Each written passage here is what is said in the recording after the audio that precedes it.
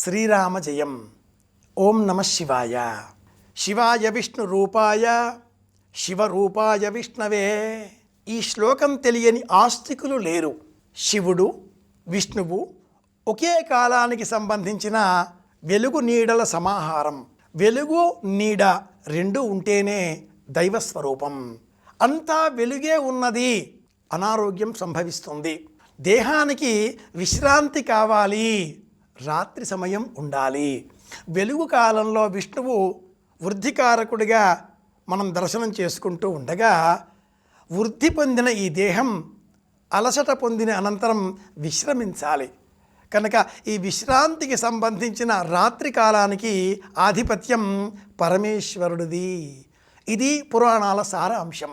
దేహం పెరిగి పెద్దనై అనంతరం ఈ దేహాన్ని ఈ జీవుడు విడిచిపెట్టేటటువంటి కాలం సంభవించినప్పుడు ఆ అంత్యానికి లయకాలానికి కారకుడిగా పరమేశ్వరుడిని పురాణ ప్రపంచం అభివర్ణించింది.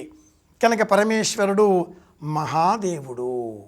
ఒక్క చీమను చంపడానికే మన మనస్సు దుఃఖపడుతుంది, లేదా కొద్దిపాటి బాధాకరమైన హింసాత్మకమైన సన్నివేశం చూడగానే మన మనస్సు భయకంపితమవుతుంది.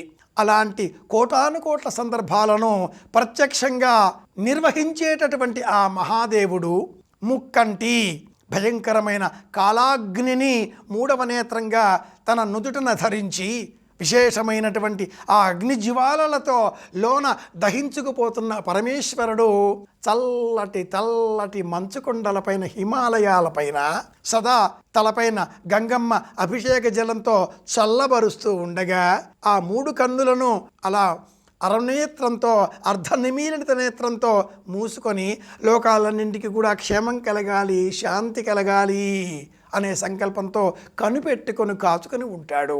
శాంతం పద్మాసనస్థం శశిధర్మకుటం పంచవక్త్రం త్రినేత్రం శూలం ఖడ్గంచ పరశుమభయతం దక్షభాగే వహంతం నాగం పాశంచ ఖడ్గాం పరశుమభయతం. ఇలాంటి ఆ స్వామిని మనం స్ఫటిక మణి ఇభం పార్వతీశం నమామి అని స్మరించాలి. పరమేశ్వరుడు దశభుజముల చేత అనేకములైన ఆయుధములతో పంచవదనములు కలిగి ప్రసన్నుడై మనకు అనుగ్రహాన్ని అందిస్తాడు. సద్యోజాతం ప్రపద్యామి, ఇది మొదటి వదనం, సద్యోజాత వదనం. వామదేవుడు, ఇది రెండవ వదనం. అఘోరము, ఇది మూడవ వదనం. అలాగే ఇంకా రెండు వదనాలు ప్రత్యేకంగా ఉన్నాయి. తత్పురుషము నాలుగవది కాగా ఈశానము ఐదవది. ఇందులో ఈనాటి కాలంలో అఘోరము అన్న శబ్దం విశ్వవ్యాపితమై ఉన్నది. అఘోర రూపము అంటే ఘోరము కానటువంటి రూపము, ప్రశాంతమైన రూపము, సత్వగుణానికి ఆలవాలమైన రూపము, ఇలా చూడాలి. అంతేకాని ఈనాటి కాలంలో కుంభమేళా ఉత్సవాల నేపథ్యంలో అఘోర అనగానే భయకంపితంగా ఉండే స్వరూపంగా మనం దర్శించరాదు, చూడరాదు. ఇది శాస్త్రం సంప్రదాయం చెప్పేటటువంటి నియమం. అఘోరుడు అంటే ఘోరము కానటువంటి రూపం కలవాడు అనే అర్థాన్ని మనం దృష్టిలో పెట్టుకొనగా ఈనాటి కాలంలో విపరీతార్థం, వ్యతిరేకార్థం ప్రపంచంలో నిరూపితమై ఉన్నది.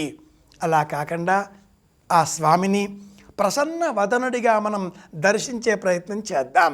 శ్రీమద్ రామాయణంలో రామచంద్రమూర్తుల వారు శివ సంబంధితమైన ఆ పినాకమును ఎక్కుపెట్టే ప్రయత్నం చేశాడు, అంతేగాని భంగము చేసే ప్రయత్నము కాదు. అలాగే రామేశ్వరములో శివ ప్రతిష్ఠ చేసిన ఆనవాళ్లను మహాకవి వాల్మీకి మహర్షుల వారు సందర్భోచితంగా స్మరణపూర్వకంగా వివరించి ఉన్నాడు అనే ప్రాజ్ఞుల విశ్వాసం. సనాతన సంప్రదాయం చెప్పేటటువంటి విశ్వాసాలను తోసిరాజనరాదు. సనాతన సంప్రదాయం విశిష్టాద్వైత, ద్వైత, అద్వైత మార్గాలకన్నింటికంటే కూడా అతీతమైన అపురూపమైన విషయం. రాముడు అందరివాడు, పరమేశ్వరుడు అందరికీ చెందినవాడు. అలాంటి ఆ పరమేశ్వరుడిని మహాశివరాత్రి నేపథ్యంలో నిత్యము స్మరించుకుందాం, అందరి క్షేమాన్ని కోరుదాం. మళ్ళీ రేపు కలుసుకుందాం. శుభమస్తు. ఓం నమ శివాయ.